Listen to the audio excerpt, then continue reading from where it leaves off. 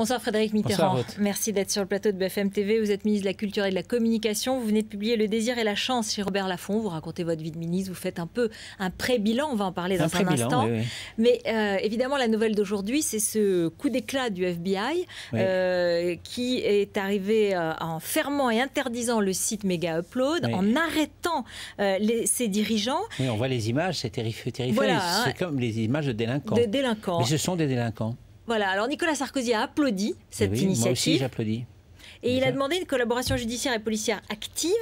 Il a demandé, on va en parler, de compléter la législation par de nouvelles dispositions. Oui. Ma question est très simple. Est-ce que vous allez imiter les Américains? Est-ce que demain, en France, on va avoir les policiers qui vont arriver, fermer des sites et arrêter leurs dirigeants? Alors, on peut imiter les Américains si des ayants droit se plaignent, ce qui n'est pas le cas pour l'instant. C'est ce qui s'est passé en Amérique. Des ayants droit se sont plaints et tac, la police est intervenue. Là, il y a des procédures civiles en France. Hein. Oui, là, pour l'instant, il faudrait que des ayants droit le fassent. Bon, ils ne le font pas pour l'instant. Et s'ils le faisaient, est-ce que le gouvernement est d'accord et favorable à ces méthodes? Mais bien sûr, c'est de la délinquance, c'est du vol. D'ailleurs, on a trouvé 50 millions de dollars à Hong Kong. Ces 50 millions de dollars à Hong Kong, c'est pas de l'argent qui était né de rien, c'est du vol.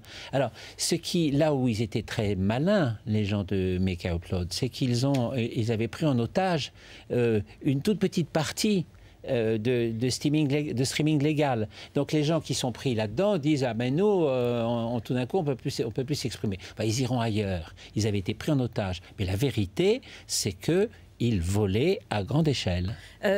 Bruxelles a aujourd'hui condamné cette décision américaine en considérant les excès de vitesse sont illégaux, mais on ne place pas de ralentisseur sur une autoroute. C'est pas comme ça qu'on s'y prend. J'infléchirai un petit peu ce que vous me dites, la route.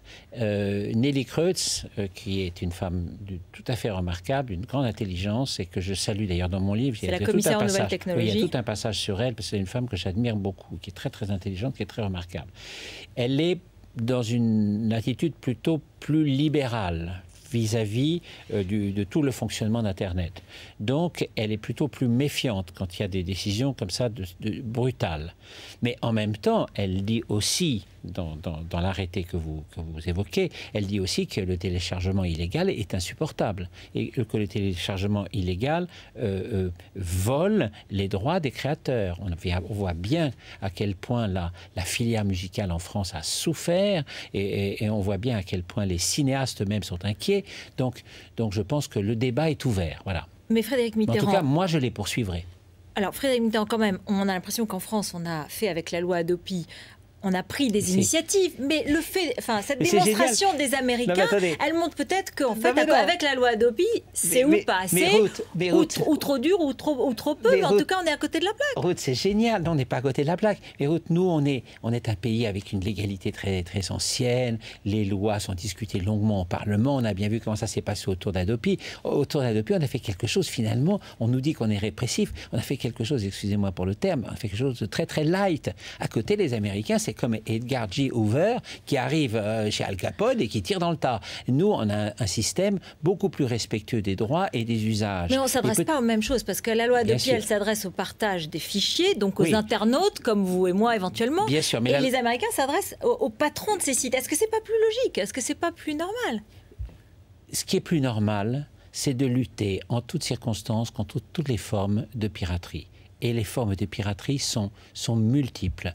Le domaine qui est concerné, en plus, évolue constamment en fonction des techniques, en fonction du vertige véritable qui s'en passe. Non, mais Hadopi, en tout cas, on défend déjà un certain nombre de droits des créateurs, on défend un certain nombre de dérapages. Et là, actuellement, à Hadopi, on est en train de réfléchir précisément sur la riposte qui devra être faite dans le cadre de ce qui s'est fait aux États-Unis, c'est-à-dire le streaming illégal. Voilà, bien sûr qu'on va rajouter. Vous souhaiteriez le rajouter parce qu'on a encore mal l'élection présidentielle. On va élargir. Mais ce qui veut dire, maintenant on est en train d'y travailler. Simplement, nos lois ne sont pas les mêmes que les Américains. On a tout un système qui est différent. Il faut qu'on y travaille. Il y a une véritable expertise. Depuis que le président de la République s'est adressé sur ce sujet au Forum d'Avignon il y a un mois et demi, eh bien, on a déjà beaucoup travaillé, mais on n'a pas encore les conclusions parce parce que les lois en France sont différentes. Et on a bien vu à quel point c'était difficile de faire passer la loi Hadopi, dont on nous a dit sans cesse qu'elle était répressive,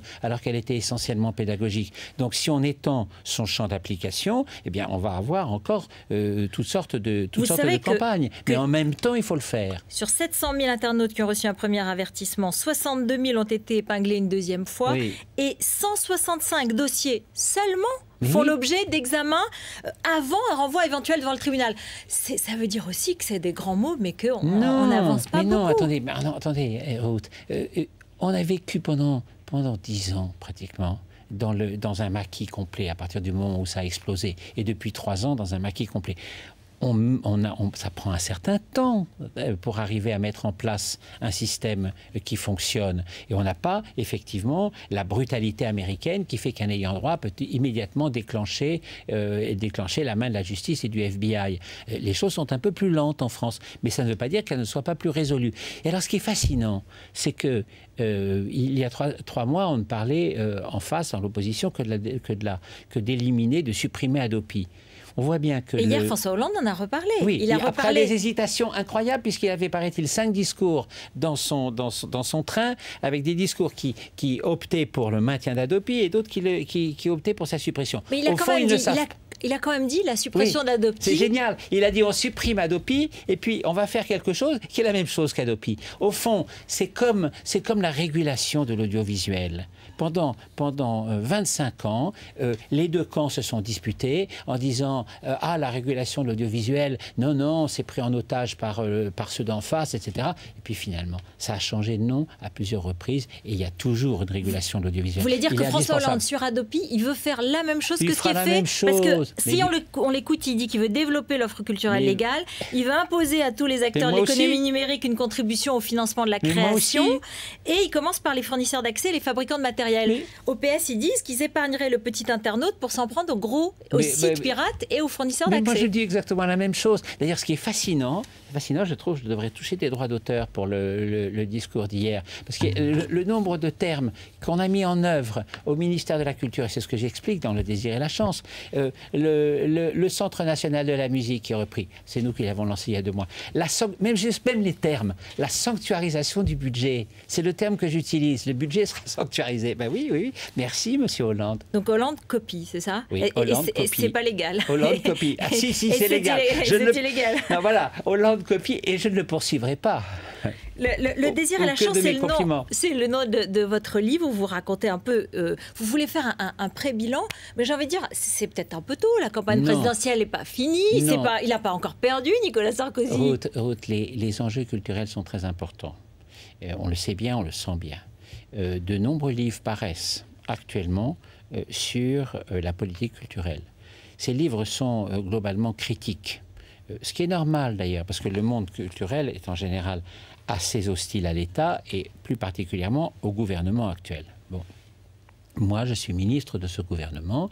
Je considère que tous les gens qui sont autour de moi, mon administration, mon cabinet, les artistes, les nombreux artistes, je veux les défendre et je veux dire qu'on s'occupe d'eux et que peut-être qu'il n'y a pas qu'un seul son de cloche, mais qu'il y a au contraire énormément de travail qui a été fait. Frédéric Martel, qui a écrit justement, qui est à gauche et qui a écrit contre le sarkozysme culturel. Oui, il est à gauche, il est un peu partout. Hein, oui. Alors, il vous attaque directement. Et là où ça l'arrange, oui. Il dit que vous récitez le catéchisme culturel Sarkozy sans vision à long terme, et que ce sont les conseillers de Matignon et de l'Élysée qui bordent toute décision importante en matière culturelle. Ruth Elkrieff, je suis le bienfaiteur de Frédéric Martel. Son livre qui est paru il y a 3 semaines n'a eu aucun écho. Depuis que le mien paraît, on parle du sien, donc c'est parfait. Vous allez faire des meetings avec Nicolas Sarkozy? Je vais faire tout ce qu'on me demandera de faire. Est-ce que vous avez parlé avec lui du mariage gay?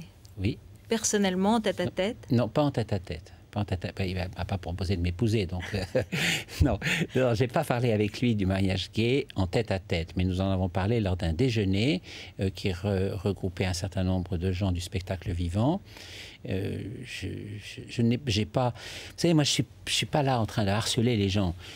Je pense qu'il est très attentif à l'évolution de la société sur ce sujet, et l'évolution de la société montre qu'une majorité de gens acceptent le principe du mariage gay. Il y est favorable à titre personnel, à votre avis? À titre personnel, je pense qu'il est favorable. Il est comme moi. C'est-à-dire, moi, je suis absolument favorable au mariage gay, mais je n'envisage pas de me marier. lui, c'est marié. Lui, il est déjà marié. Oui, mais donc, vous dites ce soir qu'à titre personnel, vous avez le sentiment, et même, il l'a déjà dit, il y serait favorable. Il peut en parler pendant la campagne électorale? Il faut lui laisser le soin de décider. Hein. Ce n'est pas à moi de décider. Mais ça ne m'étonnerait pas. Mais je ne peux pas vous dire. Je ne vais pas me mettre à sa place, en l'occurrence.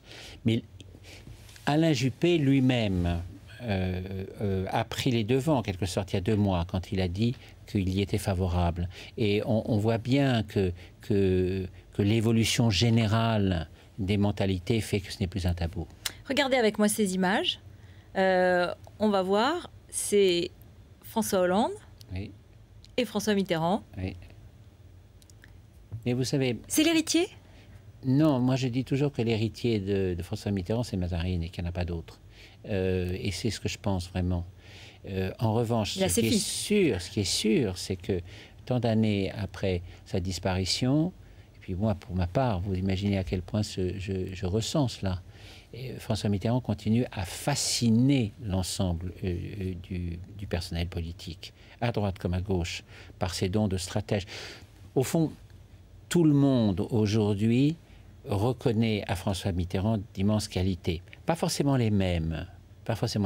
Alors, il est normal que François Hollande, socialiste, soit plus enclin à reprendre le plus possible de François Mitterrand dans sa campagne. Et dans son apparence, dans sa manière d'être. Voilà, dans ses gestes. Oui. Vous qui appréciez peut-être l'aspect aussi comédie de la politique, mais la manière dont il limite la gestuelle, le ton, ça ne vous choque pas? Non, ça vous amuse? Ça vous intéresse? Non, ça m'intéresse parce que c'est un élément de stratégie. La campagne électorale de François Hollande est une campagne qui souhaite ne faire aucun mécontent. Il sait très bien que les mécontents seront de son côté, mais qui continueront à voter pour lui. Donc ce qu'il faut, c'est qu'il gagne d'autres qui ne voteraient pas pour lui. Donc il ne faut pas qu'il fasse de mécontents. Donc c'est un peu une anguille. On n'arrive pas à l'attraper. Je vous dis, il y a 5 discours pour savoir s'il va ou non supprimer Hadopi. Et au fond, il supprime Hadopi, puis il le refait. Donc c'est ça sa campagne. C'est quelque chose de lisse qu'on ne peut pas vraiment attraper. François Mitterrand, quelquefois, pas toujours, mais quelquefois, dans certaines circonstances, a utilisé cette stratégie. Est-ce que ce coup-ci, c'est la stratégie qu'il faut utiliser? Je crois que François Mitterrand ne l'aurait pas fait, car nous sommes dans une période de crise très grave, avec des enjeux très très forts, et à un certain moment, il faut dire ce qu'on va faire. Nicolas Sarkozy esquiver. A de grandes chances d'être élu pour vous. Oui. Vous vous battrez pour lui jusqu'à la dernière minute. Oui, il a de grandes chances d'être élu et je me battrai pour lui jusqu'au bout parce qu'il est l'homme qui nous protège de la crise, ou du moins qui prend la crise de face et non pas qui tente de l'esquiver. Merci Frédéric Mitterrand d'être venu sur le plateau de BFM TV. Après le journal de Jean-Rémy Baudot, c'est le duel des 2 anciens ministres de l'Éducation, Luc Ferry et Claude Allègre. On va encore reparler de Nicolas Sarkozy. Claude Allègre a écrit un livre, Le complexe de Zorro. A tout de suite.